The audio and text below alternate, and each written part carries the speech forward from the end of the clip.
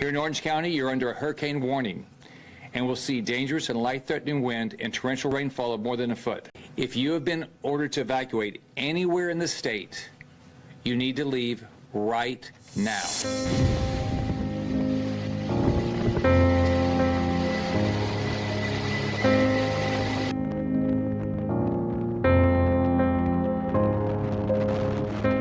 Everybody knew that the hurricane was coming, and so the number one deal we had to do was make sure that we had a plan for everybody to be safe. That's number one. Then it became in the mode of what's the next step. Saturday morning, we're in our armories preparing for operations and also trying to determine post-landfall where we would be and where we would go. And it was particularly important because we had so many forces mobilized and had additional reinforcements coming from outside the state, from some of our fellow National Guard in Ohio and Georgia, Alabama, even as far as New Jersey. And when we found out that the university had agreed to let us use their field house, which could house 1,000 soldiers in very good conditions, indoor, safe and secure, and protected from the elements, we were extremely excited to get that particular facility and use it. Immediately after landfall, we already had forces that were using University of Central Florida, and that was my field artillery from the Florida Army National Guard. But we found out that the Georgia Army National Guard was en route to help their colleagues, and they had to get here through very congested roads, and it took in some cases 12 or 15 hours for the convoys to get here. They were arriving late Tuesday night, and we found out the University of Central Florida was going to open up their recruiting lounge for us, and they did. And the soldiers reported to the recruiting lounge, and what did they see?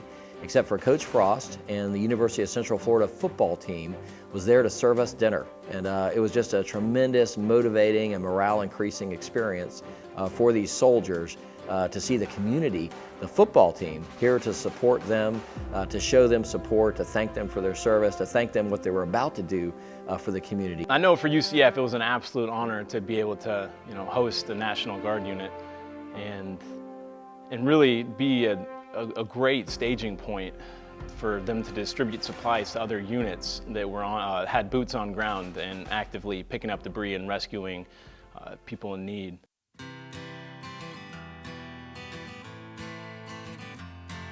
This became a bye week for us, and so the best deal for us was to, number one, see if we couldn't help our community. We're here in Seminole County.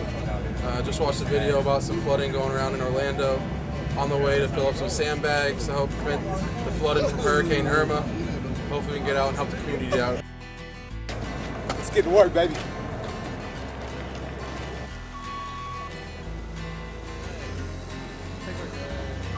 And that thing just started off fun, and it ended up becoming a competition type deal.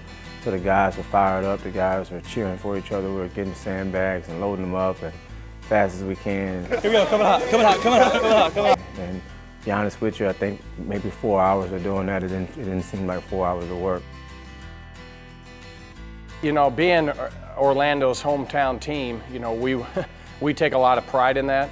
And so when there's a crisis that occurs, just as the community of Orlando and all our UCF Knights support us, it's time for us to do what we can, and just one piece of it to be able to help. And I know our guys were really excited to put both feet in and do what we could to help. We were one small phase of it with a lot of pieces to get this place back to normalcy. I mean, you still can't even go to the grocery store and get milk at some spots. So, in a time of crisis, you got one of two choices. You run or you find a way to dig in deep and help out in any way you can. And if we had 1% in helping Orlando and the state of Florida rebuild, then we've done our job. I know our guys took a lot of pride in it. I know us coaches took a lot of pride in it, just because they support us so much, and we want to be able to do what we can to help and support back.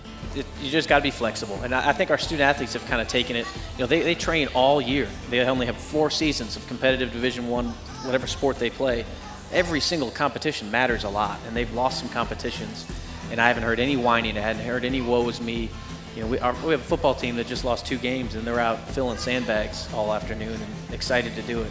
So they've really responded in a positive way. Overall, I had tremendous pride in my school. Not a lot of schools get to say that they host host the National Guard while they do hurricane operations.